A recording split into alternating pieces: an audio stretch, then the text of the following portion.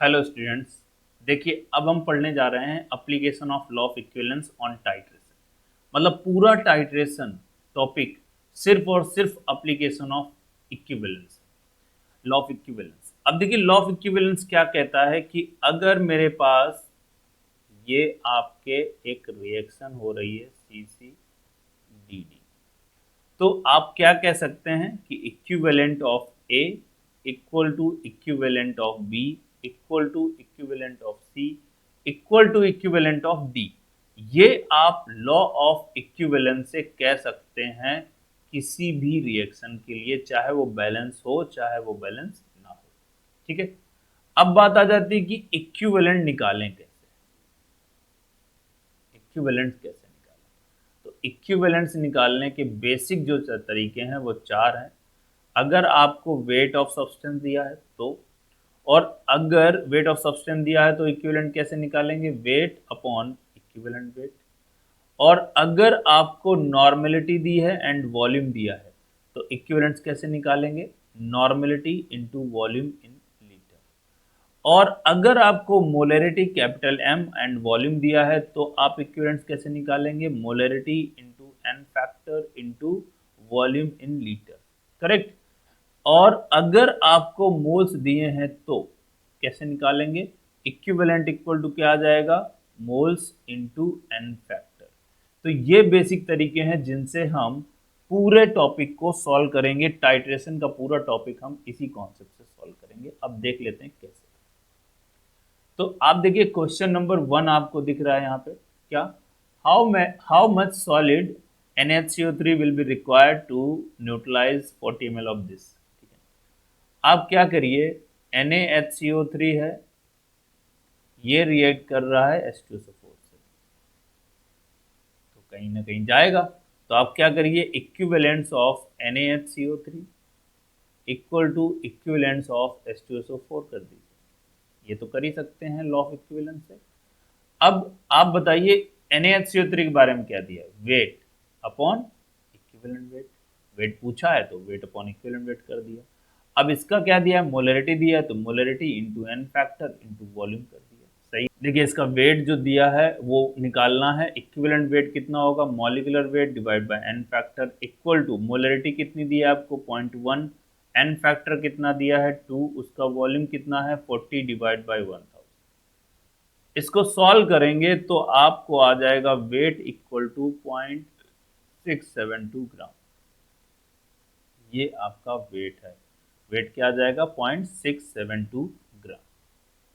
Question number 2 देख लेते हैं। क्वेश्चन नंबर 2 में क्या दिया है आपको कि Na2CO3 है और वो रिएक्ट कर रहा है किससे, H2SO4 से। आगे क्या बनेगा कोई फर्क नहीं पड़ता, लेकिन हम ये कह सकते हैं कि equivalent of Na2CO3 equal to equivalent of H2SO4 होगा कि नहीं। अच्छा, ये होगा। अब हमारे पास, अब यहाँ पे वेट दिया, तो अच्छा ये वेट हमें अभी ये इम्प्योर, मतलब आपका ये सैंपल जो है इम्प्योर है, मतलब ये प्योर Na2CO3 नहीं है। लेकिन जो Na2CO3 H2SO4 से रिएक्शन करेगा वो प्योर होगा, मतलब जो यहाँ पे हम कैलकुलेशन करके निकालेंगे वो प्योर निकलेगा। क्यों, क्योंकि इम्प्योरिटी H2SO4 से रिएक्ट करेगी ही नहीं। तो यहाँ पे आप क्या लिखेंगे, W pure upon equivalent wait. ठीक है, इक्विवेलेंट वेट ऑफ प्योर। और ये आपको नॉर्मलिटी दी है, नॉर्मलिटी इनटू वॉल्यूम। अब समझिए, W प्योर आपको निकालना है ये तो, ठीक है। इक्विवेलेंट वेट कितना होगा 106/2, क्योंकि उसका मॉलिक्यूलर वेट होता है 106, एन फैक्टर है 2। और नॉर्मलिटी आपको कितनी दी है 0.55 इंटू 75.2 डिवाइड बाई 1000। ठीक है, इसको जब आप सॉल्व करेंगे W प्योर आ जाएगा 2.192 ग्राम। ठीक है, ये आ गया W प्योर। लेकिन आपसे ये W प्योर नहीं पूछा, उसने पूछा है calculate the amount of sample Na2CO3, मतलब जो सैंपल में टोटल वेट है। तो ये तो प्योर फॉर्म आया। तो आपको पता है परसेंटेज प्योरिटी क्या होती है, परसेंटेज प्योरिटी क्या होती है, W of pure upon W of sample into 100। ठीक है, तो परसेंटेज प्योरिटी ऑफ Na2CO3 कितनी दी थी 91.5%। ठीक है, और आपको W प्योर आपने निकाला है 2.192, W ऑफ सैंपल निकालना है आपको, बहुत बढ़िया, इंटू 100। तो बताइए W ऑफ सैंपल कितना आएगा आपका, आएगा 2.192 इंटू 100 डिवाइडेड बाई 91.5। जब हम इसको सॉल्व करेंगे तो वैल्यू आएगी 2.395 ग्राम। तो ये आपका सैंपल का वेट होगा, W ऑफ सैंपल आपका आ गया क्या, 2.395 ग्राम। इसमें से जो प्योर फॉर्म होगा वो इतना होगा, जो इम्प्योर फॉर्म होगा वो इतना होगा, और आप इससे परसेंटेज निकालेंगे तो अपने आप ये 91.5% आ जाएगा। तो ये क्वेश्चन आपको दिया हुआ था, सिंपल आपको लॉजिक लगाते चले जाना है। क्वेश्चन नंबर 3 देख लेते हैं। क्वेश्चन नंबर 3 में क्या दिया, 0.75 gram mixture of this and this react with HCl। अब समझिए एक मिक्सचर दिया है आपको किसका, Na2CO3 का, और किसका है K2CO3 का, और वो रिएक्ट किससे हो रहा है, HCl से रिएक्ट हो रहा है। ठीक है, अब HCl इससे भी रिएक्ट करेगा, इससे भी रिएक्ट करेगा, दोनों से रिएक्ट करेगा, तो टोटल HCl कितना यूज होगा।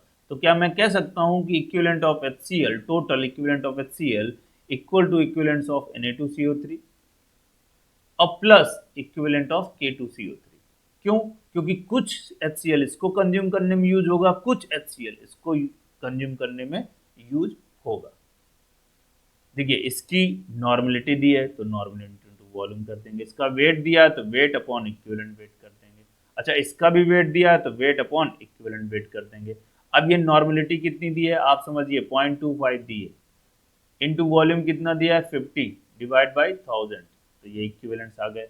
अब ये आपका वेट कितना दिया है x डिवाइड बाई 106/2, 106 उसका मॉलिकुलर वेट है, n फैक्टर 2 है, और ये कितना दिया है 0.75 माइनस एक्स, और इसका आपका कितना दिया है 138 molecular weight divide by n factor 2। जब आप इसको पूरा सॉल्व करेंगे तो x की वैल्यू आ जाएगी 0.37 ग्राम।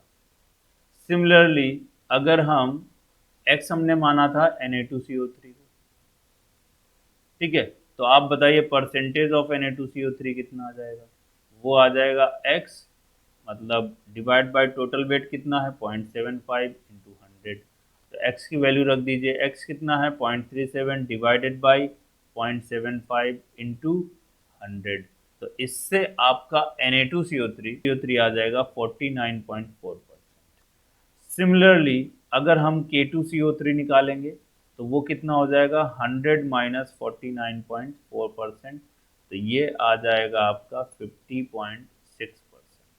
तो ये आपके दो आंसर हो गए। Na2CO3 कितना आ रहा है 49.4%, K2CO3 कितना आ रहा है 50.6%।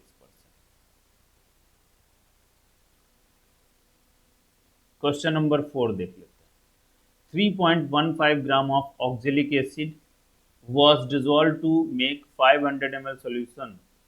On titration, this solution was neutralized by this। ठीक है, अब देखिए इसको सिंपल एक फिगर में आपको समझा देता हूँ कि आपको क्या दिया है, ये आपको दिया है COOH का होल ट्वाइस डॉट XS2O, और इसका टोटल वेट है 3.15 ग्राम, ठीक है, ऑक्जेलिक एसिड, और इसको डिसॉल्व किया गया है और कितना सॉल्यूशन बनाया गया अप टू 500 ml, लेकिन इससे निकाला कितना गया 33.36 ml निकाला गया।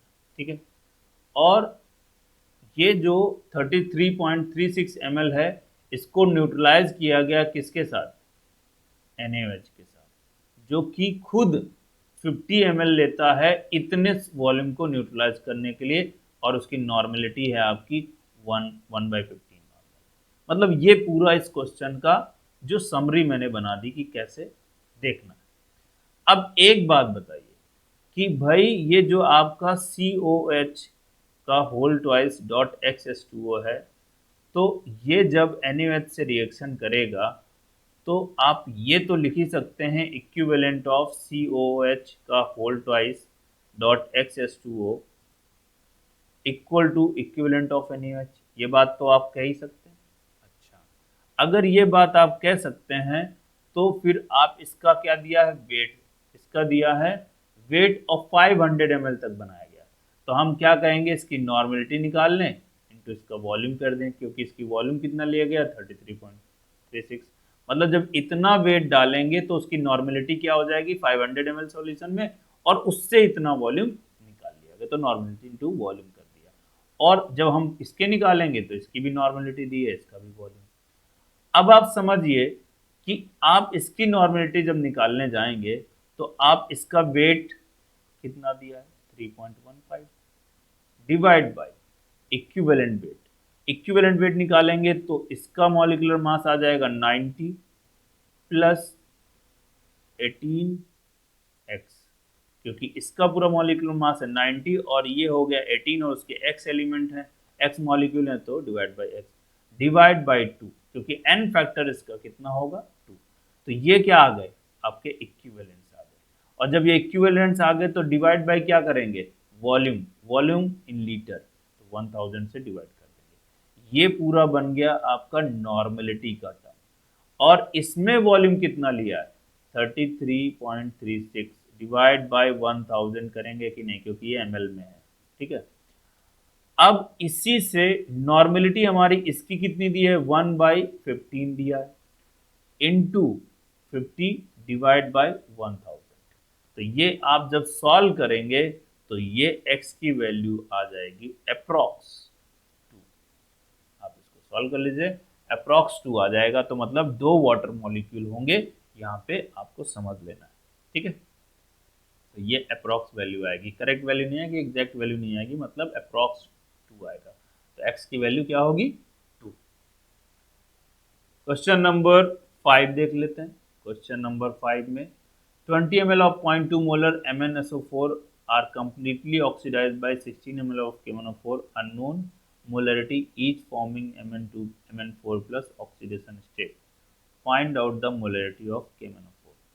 ठीक है, ये कह रहा है कि ये MnSO4 है और कंप्लीटली ऑक्सीडाइज विद KMnO4, ठीक है, और अननोन मोलरिटी, और ये जा रहा है आपका Mn4 प्लस में, दोनों Mn4 प्लस में जा रहा है, ठीक है, बहुत बढ़िया।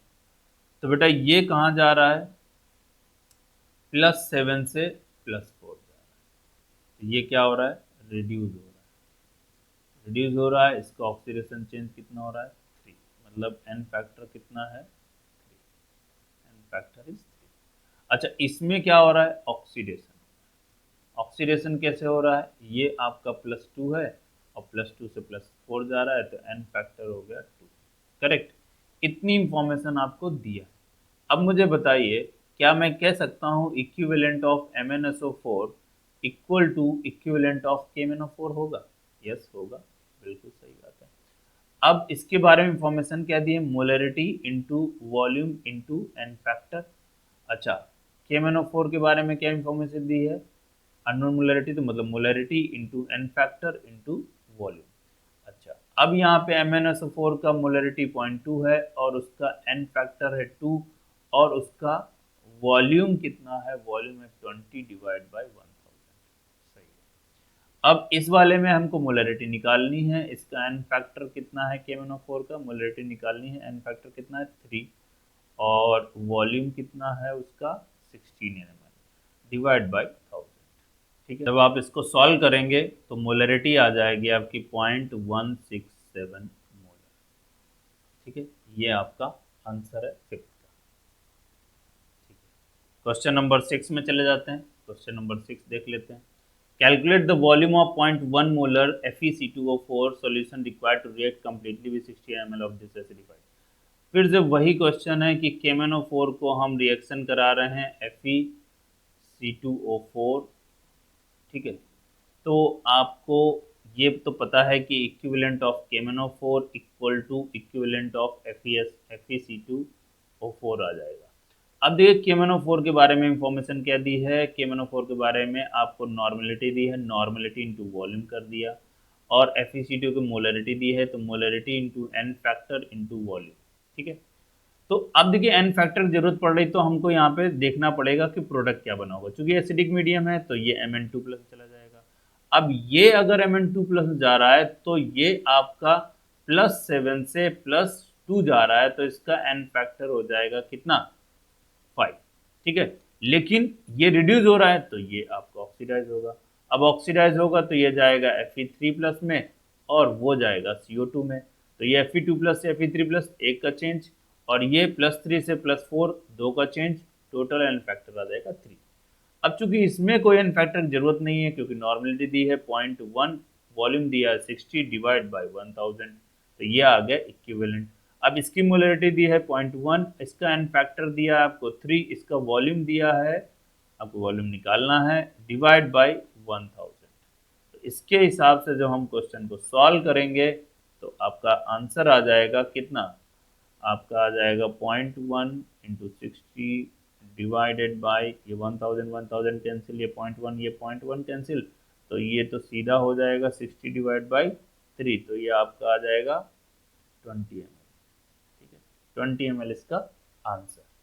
क्वेश्चन नंबर 7 को अगर हम देखते हैं तो वो भी समझिए, calculate the normality of an NaOH solution, calculate the normality of an NaOH solution 21.5 ml of which is required to convert this into monohydrogen phosphate। ठीक है, तो आप समझिए कि ये क्या कह रहा है कि NaOH है और ये रिएक्शन कर रहा है NaH2PO4 से, और इसने कह दिया कि ये डाई हाइड्रोजन फॉस्फेट है, तो इसको मोनोहाइड्रोजन, तो मतलब ये बना होगा Na2HPO4। ठीक है, बाकी वहाँ पे जाने की जरूरत नहीं है, वाटर मॉलिक्यूल बनेगा। ठीक है, अब हम एक बात कह सकते हैं कि equivalent of NaOH equal to equivalent of NaH2PO4 होगा कि नहीं। ठीक है, तो अगर ये होगा तो हमें इक्विवेलेंट ऑफ NaOH निकालने के लिए क्या दिया है, NaOH निकालने के लिए नॉर्मेलिटी पूछ रहा है, तो हम क्या करें, नॉर्मेलिटी इनटू वॉल्यूम कर दें। अच्छा, इसमें क्या पूछ रहा है, which required to convert this gram, तो वेट दिया है तो अपॉन इक्विवेलेंट वेट करेंगे। सही है, बहुत बढ़िया। देखिए, तो आप क्या करेंगे, नॉर्मेलिटी तो निकालेंगे, वॉल्यूम कितना दिया है 21.5 डिवाइड बाई 1000 क्योंकि इक्विवेलेंट चाहिए, वेट कितना दिया है आपको 0.240 और डिवाइड बाय इसका मॉलिक्यूलर मास होगा 120 डिवाइड बाय एन फैक्टर 1, क्योंकि ये आपका दो एसिडिक हाइड्रोजन थे लेकिन उनमें से एक ही एसिडिक हाइड्रोजन निकाला गया, तो इसका मतलब इसका एन फैक्टर कितना आ जाएगा 1। ठीक है, तो इसके हिसाब से इसका एन फैक्टर आपको पता चल गया, तो यहाँ से नॉर्मेलिटी जो आ जाएगी 0.093 नॉर्मल आ जाएगा। क्वेश्चन नंबर 8 देखिए, how many milliliter of 0.1 normal H2SO4 solution will be required for complete reaction with the solution containing इतने ग्राम of pure Na2CO3। फिर से आप Na2CO3 की रिएक्शन H2SO4 से करा दीजिए। ठीक है, कोई बात नहीं। अब हमको पता है इक्विवेलेंट ऑफ Na2CO3 आएगा equal to equivalent of H2SO4 आएगा, क्योंकि अगर ये रिएक्शन हो रही तो ऐसा ही होगा। अब how many millilitre of 0.1 normal, और इसका क्या दिया है, तो इसकी तो नॉर्मलिटी पूछी है, तो वॉल्यूम पूछा है, तो हम नॉर्मलिटी इनटू वॉल्यूम कर देंगे।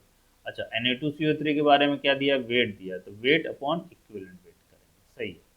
अब बताइए इसका वेट कितना है 0.125 ग्राम और इक्विवेलेंट वेट कितना होता है 106 डिवाइड बाय एन फैक्टर 2, और इसकी नॉर्मेलिटी दी है 0.1 इंटू वॉल्यूम आपको निकालना है डिवाइड बाय 1000। जब आप इसको सॉल्व करेंगे तो वॉल्यूम आ जाएगा 23.6 ml। ये आपका वॉल्यूम। सिंपल क्वेश्चन है कि एक लाइन के क्वेश्चन है, कुछ नहीं। Question number 9, how many millilitre of 9 normal H2SO4 solution will be required to neutralize completely 3.6 normal NaOH। अब यहाँ तो क्वेश्चन आपको और भी आसान हो गया कि NaOH और H2SO4 दिया। ठीक है, हमको पता है कि equivalence of NaOH equal to equivalence of H2SO4 होगा कि नहीं। अच्छा, इक्विवेलेंस तो हमें नॉर्मेलिटी दी है, तो इसका भी नॉर्मेलिटी इंटू वॉल्यूम, इसका भी नॉर्मेलिटी इंटू वॉल्यूम। अब देखिए इसकी नॉर्मेलिटी कितनी दी है NaOH की 3.6 नॉर्मल, और आपको 20 ml दिया है डिवाइड बाय 1000, और यहाँ पे आपकी नॉर्मेलिटी दी है 9 और इसका वॉल्यूम आपको पता करना है डिवाइडेड बाय 1000। ठीक, इस तरह से जब हम सॉल्व करेंगे तो वॉल्यूम आ जाएगा 8 ml। ठीक है, ये आपका 9th क्वेश्चन। 10th क्वेश्चन में कह रहा है how many moles of KMnO4 are needed to oxidize the mixture of 1 mole of FeSO4 and FeC2O4। बहुत बढ़िया क्वेश्चन। देखिए यहाँ पे FeSO4 दिया है और प्लस FeC2O4 दिया है और इसकी रिएक्शन कराई जा रही KMnO4 से। जब KMnO4 एक ऑक्सीडाइजिंग एजेंट है, क्या है? ऑक्सीडाइजिंग एजेंट, तो वो यहाँ से भी कुछ लोगों को ऑक्सीडाइज करेगा, यहाँ से भी कुछ लोगों को ऑक्सीडाइज करेगा। तो जब FeSO4 KMnO4 से रिएक्शन करेगा तो बेटा इसमें कौन ऑक्सीडाइज होगा? क्योंकि खुद तो वो रिड्यूस होगा Mn2+ में, यहाँ पे इसको Fe3+ में ले जाएगा, यस या नो?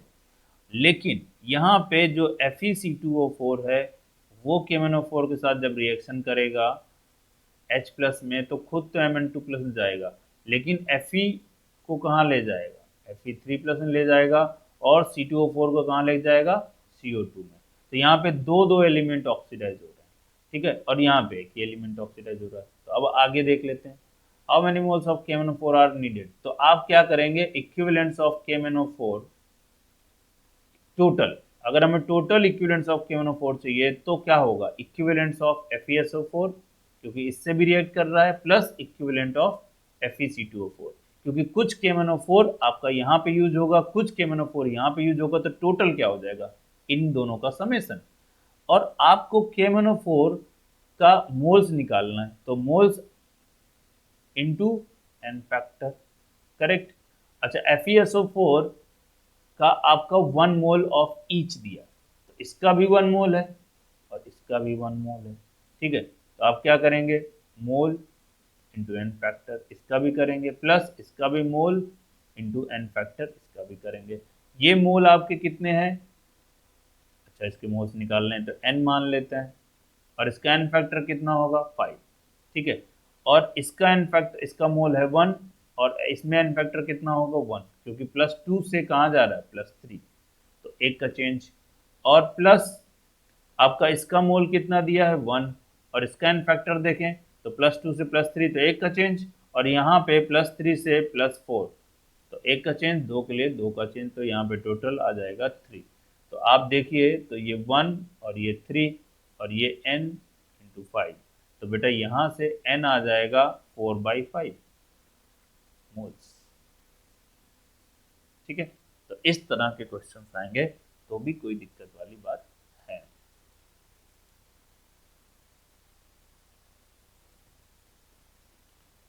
क्वेश्चन नंबर 11 देख लेते हैं। क्वेश्चन नंबर 11 में कह रहा है 10 moles of ferric oxalate is oxidized by x mole of KMnO4 in acidic medium. तो भाई आपको अगर MnO4- दिया है और वो ferric oxalate Fe2C2O4 whole thrice से रिएक्ट कर रहा है, ठीक है, तो हम एक बात तो हमेशा कह सकते हैं equivalent of KMnO4 equal to equivalent of Fe2C2O4 whole thrice होगा, ठीक है, बहुत बढ़िया। अब देखिए इसके इक्विवेलेंट निकालना है तो हम क्या करेंगे?